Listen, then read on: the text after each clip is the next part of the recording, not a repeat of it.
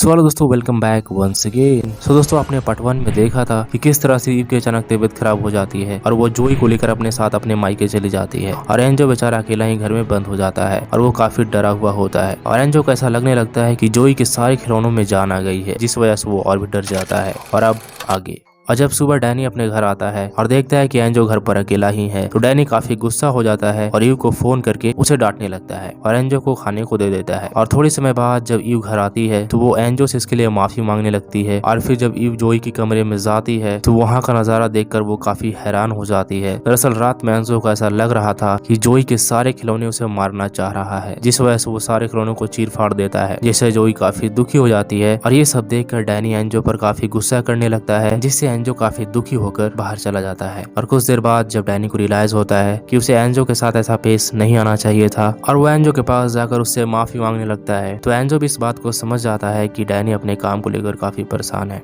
और डैनी से कहता है कि दोस्ती में नो सॉरी नो थैंक्स और उसे माफ कर देता है। और फिर अगले ही दिन जब डैनी अपने रेसिंग पर जाने लगता है, जिसे देखकर एंजो काफी दुखी हो जाता है और एक बार फिर से डैनी उससे दूर चला जाता है और फिर से एंजो ईव के साथ रहने लगता है। और एक बार जब ईव एंजो के साथ जंगल में घूमने के लिए जाती है तो घूमते घूमते ईव की तबीयत अचानक खराब होने लगती है और वो बेहोश होकर वहीं पर गिर जाती है। और ये सब देखकर एंजो काफी घबरा जाता है और जोर जोर से भौंकने लगता है। और एंजो की आवाज सुनकर यहाँ पर कुछ लोग आते हैं और ईव को तुरंत हॉस्पिटल लेकर चले जाते हैं। और ये खबर जब डैनी को मिलती है तो वो तुरंत ईव को देखने के लिए हॉस्पिटल चला आता है और जो भी कुछ हो रहा था उसे एंजो देख रहा था। और यहाँ पर एंजो बोलता है कि लाइफ एक कार की तरह होती है, कभी स्मूथ चलती है तो कभी रफ, लेकिन ड्राइवर अच्छा हो तो उसे कोई फर्क नहीं पड़ता। और यही डैनी को भी करनी चाहिए, उसे घबराना नहीं चाहिए। और कुछ दिन बाद जब ईव हॉस्पिटल से डिस्चार्ज होकर अपने घर आती है तो उसे देखकर ऐसा लग रहा था कि मानो ईव को अंदर से कोई चीज खोखला कर रही थी, क्योंकि ईव को एक गंभीर बीमारी हो जाती है और अब वो कुछ ही दिनों की मेहमान होती है। लेकिन फिर भी डैनी ईव को हर संभव प्रयास करता है जिससे वह खुश रह सके, लेकिन ऐसा होता नहीं। और कुछ ही दिनों के बाद ईव इस दुनिया को छोड़कर चली जाती है। और जब एंजो डैनी को ईव के पास निराश बैठा देखता है तो वह समझ जाता है कि ईव हम सबको छोड़कर चली गई है। और एंजो बोलता है कि ईव को हम सबसे दूर जाते हुए देखा था और मैं बहुत रोया, लेकिन मैं कुछ नहीं कर पाया। एंजो बोलता है कि अब ऐसा लग रहा था कि मानो सब कुछ खत्म हो गया हो। और ईव के डेथ हो जाने के कुछ ही दिनों के बाद ईव के फादर डैनी को हैरेसमेंट के केस में उसे जेल भेजवा देता है ताकि वो जोई को अपने पास रख सके। लेकिन डैनी कुछ दिनों के बेल पर जेल से बाहर आ जाता है और तब उसे पता चलता है कि अब जोई का कस्टडी उसके पास नहीं रहा, जिस वजह से वो और भी काफी दुखी हो जाता है। और एक बार फिर से डैनी के पास सिर्फ उसका दोस्त बचता है और अब डैनी पहले के जैसा नहीं रहा, अब वह पूरी तरह से टूट चुका था। और डैनी की यह हालत देखकर एंजो बोलता है कि मैंने इस आदमी के साथ अपनी पूरी जिंदगी बिताई है, लेकिन आज तक मैंने इससे पहले डैनी को इतना कभी लाचार नहीं देखा था। और एक दिन डैनी काफी परेशान होकर इतनी बारिश में रात के समय में ही जॉगिंग पर चला जाता है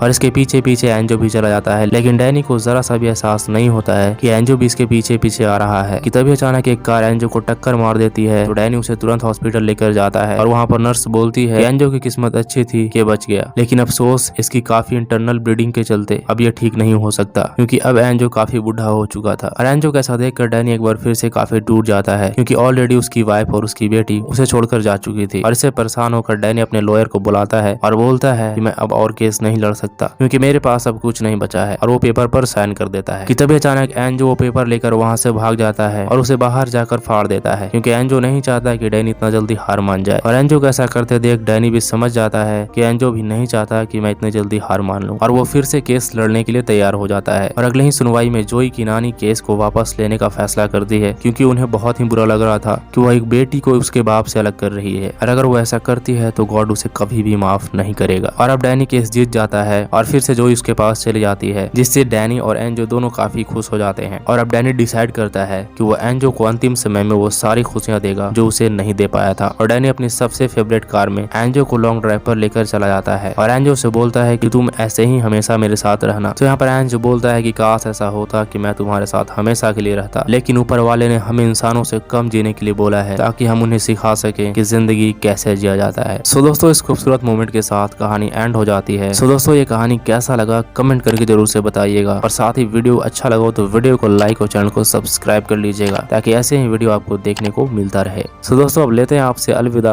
और मिलते हैं एक मजेदार कहानी के साथ। जय हिंद, जय भारत।